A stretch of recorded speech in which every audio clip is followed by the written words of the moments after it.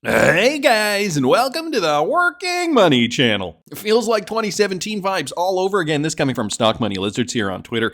Check out this chart, guys. What he's doing is he's comparing the 2015 to 2018 cycle. Okay, so during 2017, we did see a significant move to the upside. That was the tail end of the crypto rally 2 cycles ago. You can see that's depicted in this square box over here. 270 days left at that point in time, and that represented about an 1,800% gain for crypto. Again, that was 2015 to 2018. Now, look down here. The first 800 days, what we saw was about 600% in gains. Okay, from 2015 to 2018. Now, look up here. 2022 to 2025. 800 days, 600%, looking very, very similar to what we saw back in 2015. So, could this mean that this cycle is about ready for that blow off top ending in and around November 2025? Again, you know, certain things are still up in the air. I mean, no cycle is a complete carbon copy of the one previous or 2 previous in this particular case. Right now, we've got Bitcoin struggling just to keep up above $100,000. Right now, it's at $101,009. So coming out of this funk here, we were hoping to get up above this trend line yesterday. Did not manage to do it with conviction, at least. There's some wicks up here in the chart denoting that Bitcoin did in fact get up above that, but not with conviction. So right now, trading at 101.9. The market slipping back in neutral territory, so we're smack dab in the middle, back to 50. Bitcoin dominance at 58.3, and volume is slipping a little bit by 1.3%. So is market cap, 1.3% down. But, you know, guys, it's a pretty healthy market. We did see a significant rebound yesterday for altcoins, and that's I think that's what's really on our mind here, right? How the altcoins are going to perform for this next leg up. Right now, we've got some red in the space. Mostly all altcoins are in the red at the moment. This also just demonstrates that we are still in a spec market. So that means Bitcoin is still the leader of the pack. When we take a look at XRP, boy, look at that rebound for XRP from yesterday. Monday, January the 27th, 2 days ago, XRP did hit a low, $2.65 roughly, then did rebound back up. I don't know if all you guys were expecting it to go back up to $3.20 that quickly, but it did, and it hit that yesterday, Tuesday, January the 28th. Now XRP is trading at a healthy $3.08, give or take. So back pretty much up to where we were before that big collapse, just kind of hovering in this support level here.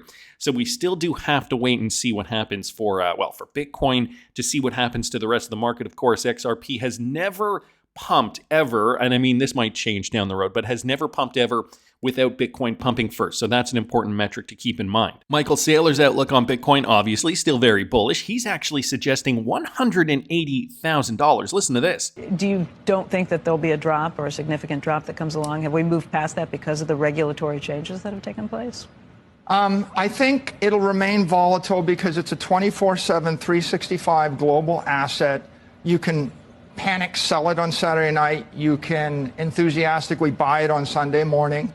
That's a feature. Mm-hmm. That's not a bug. Yeah, you've lived through some of the swings, but do you think we won't see the downturns like we've seen in the past just because of the changes we've seen? I think it's going to surge through the roof, and then it's going to surge to 180 and crash to 140, and people will be freaking out about it again.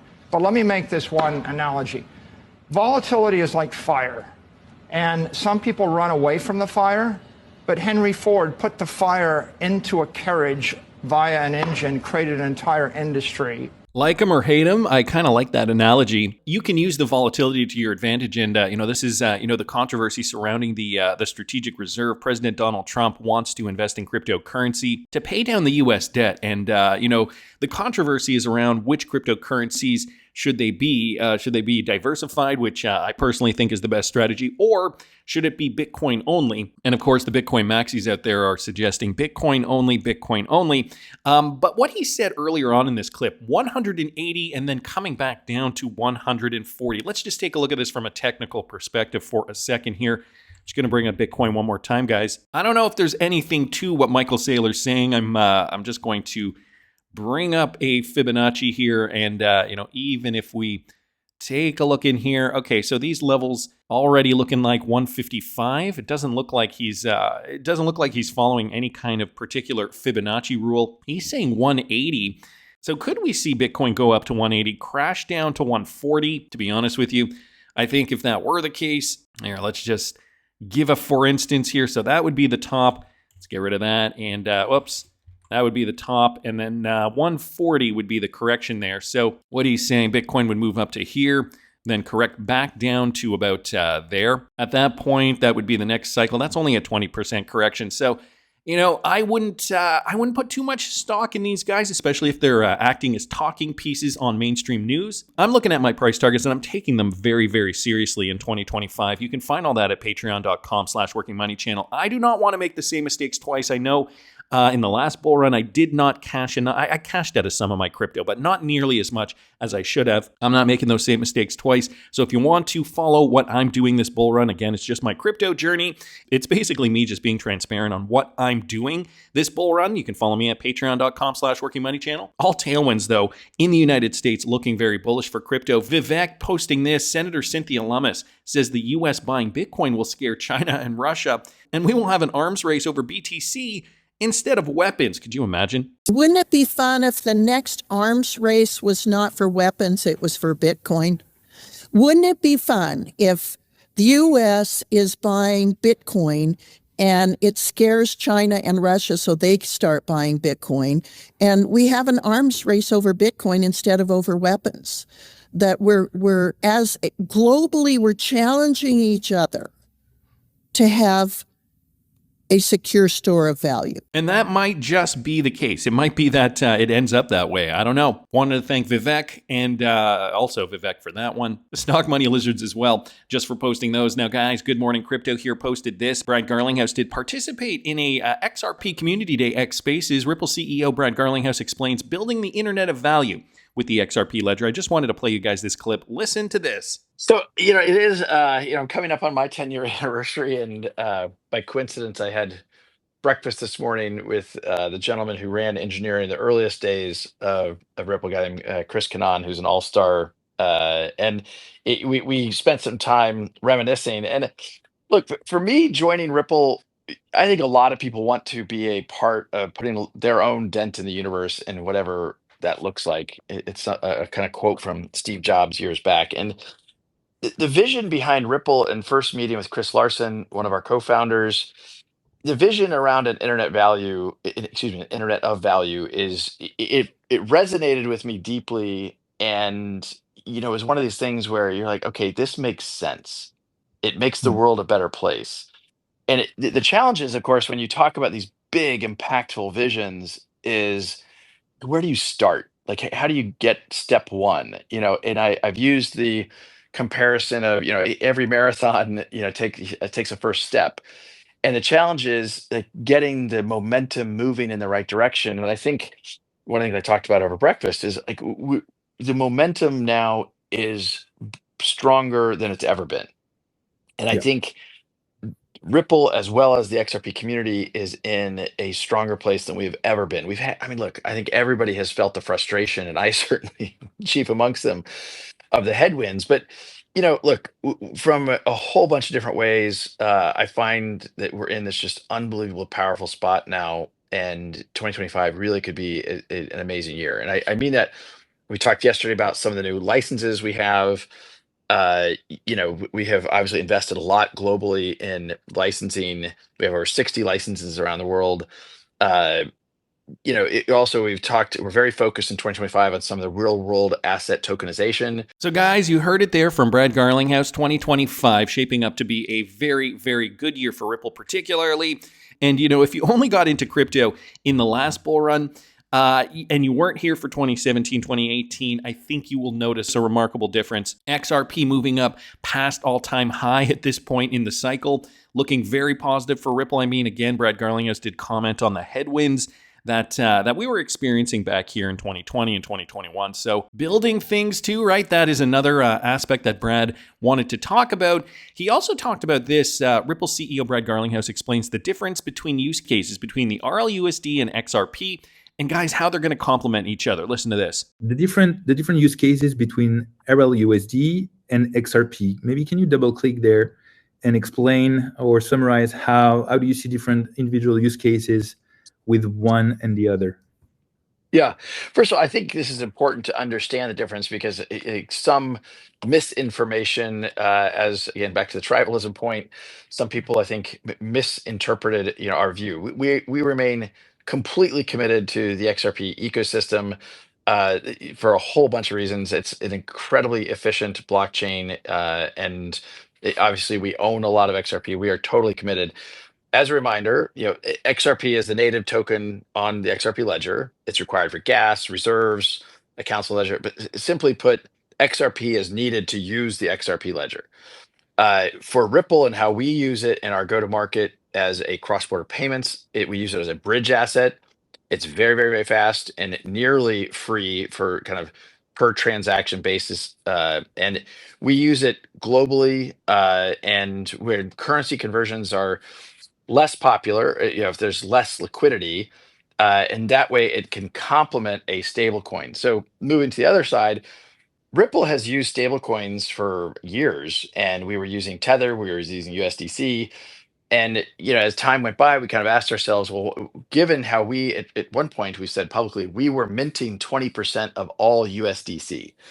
And so we kind of asked ourselves, well, wait a minute, could we participate in this market? And I think while we probably will still use other technologies at various points, I think we felt like there's a real role for us to play here. And look, stable coins are required for on-chain payments.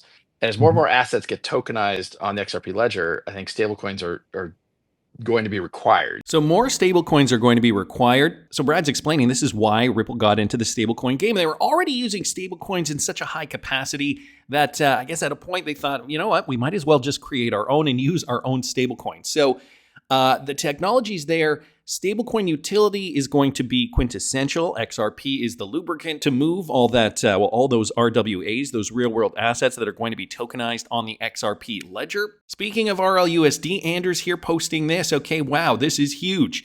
Turning RLUSD into the first ISO 20022 compliant stablecoin. So this apparently just came out. Austin King did post about this. Last week, we announced that Omni expanded RLUSD to over $38 billion of new DeFi liquidity on DevNet. What we'll do next is position RLUSD to also win the TradFi opportunity by turning it into the first ISO 20022 compliant stablecoin. Why are we doing this? He says, well, Ripple is the best positioned company in the world to tokenize the traditional financial system, and that opportunity is worth tens of trillions of dollars because of this. We are creating deep integrations between Omni and XRP to accelerate their efforts. What does this mean? It means that this is about to get much larger than just payments. So he's even stating it here. XRP will become the platform that banks use to tokenize trillions of dollars of assets. Omni will distribute those assets across all chains, putting XRP at the center of the on-chain economy. So boom goes the dynamite. Just another example there of what Brad Garlinghouse was talking about, right? Leveraging everything, all their tools to be able to expand the ecosystem, expand tokenization, and by creating the first ISO 20022 compliant stablecoin. Well, that doesn't only put Ripple in a positive spot, it puts everybody at an advantage that wants to tokenize real-world assets. So guys, all boats will rise. This is just another example of that.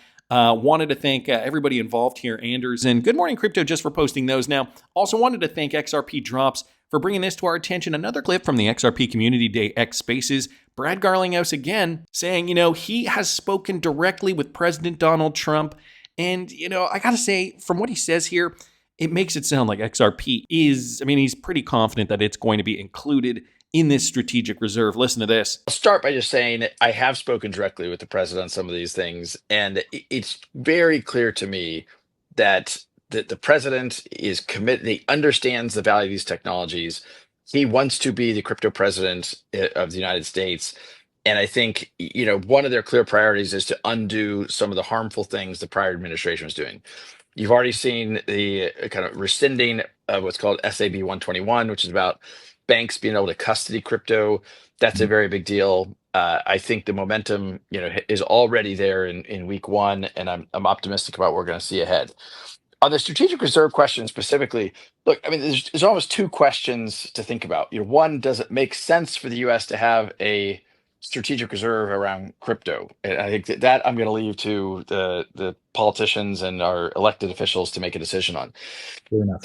If we want to maximize the likelihood of that, I think we want to have as much support for that. And by the way, this idea that somehow I was campaigning against a strategic reserve of crypto or even Bitcoin alone is just false. It's just patently false. Mhm. I think if the US decides to do this, let's maximize what it means for crypto at large. I think this administration, whatever you may think of their particular policies, they have demonstrated repeatedly they are America first. They want to put US technologies first. They want to put US companies first, particularly given how US companies have been penalized over the last 4 years. I think they're signaling they want to help those companies. And so like it's frustrating to see the tribalism kind of come to the fore over this past weekend. I think if a crypto strategic reserve exists, I think it only makes sense to diversify beyond just one asset. But look, I have said, and as I tweeted yesterday, I think we should advocate, broadly for the industry. XRP is one of those, as it is inherently global, but there are obviously individuals and companies around the world that are building on the ledger using XRP, and I think that's frankly why we're having an event like today. So I mean, the last thing I'll say about this is, it's interesting to me that a small country like Bhutan has already launched a crypto strategic reserve, and out of the gate, they created a basket. And that wasn't that to me. It's just like, yeah, that makes sense. If you want to diversify risk, any financial advisor would tell you, holding different, kind of a basket of assets is going to reduce risk and makes good sense. And again, from my point of view, if we want to maximize the likelihood of it passing through Congress and getting the president's support, I think it only makes sense to be aware of his politics and the things that he prioritizes. So playing to the president, of course, XRP being an American cryptocurrency, it makes sense that it is included in this strategic reserve. So again, just wanted to thank XRP Drops for posting that. It is interesting. Brad did have the ear of the president. And I think a lot of these points that he mentions here, I feel like he wants to tell us what he knows without, being very forthright. I mean, sure, there's confidentiality still and nothing is set in stone yet. So I think we're leaning towards XRP being part of that strategic reserve, whether maxis like it or not. And guys, this could be another clue that we are on track. Matt XR Patriot here posting this. Okay, fam, riddle me this. Why is the Coinbase lawsuit still on the SEC's website, but the Ripple case is gone? Check this out. We've got the Coinbase lawsuit here. When you do a search for Coinbase, again, this is directly from the SEC, US SEC Security and Exchange Commission website. But then when you actually look up Ripple, no matches are found. No results match the chosen filters. Things that make you go, could it be that they have already disregarded the suit? Is it already settled? Has it been removed? Looks to be true, says Milk Money here, giving us the actual sec.gov link. And guys, when you go to the link, and here I'm right at the link, and I'm just going to refresh this morning, and I hit submit, and boom, there you go. No results match the chosen filters. So guys, it doesn't look like, and I'll link this in the description of the video if you want to try it for yourself. It doesn't look like there's a Ripple lawsuit anymore, at least not as per this search tool. Litigation releases from the SEC. What the heck is going on? Are we going to see those tailwinds sooner rather than later? When is that XRP going to be part of that strategic reserve? I don't know. But for more information on what I'm doing this bull run, because I'm analyzing this market, going through it with a fine-tooth comb, making sure I make the right decisions for me. If you want to follow my journey, follow me at patreon.com/workingmoneychannel. That's just my opinion, but I want to hear what you guys think. Please subscribe to this channel if you haven't already. Like the video if you like the content I'm providing. I always love hearing your comments. See you in the next one, guys.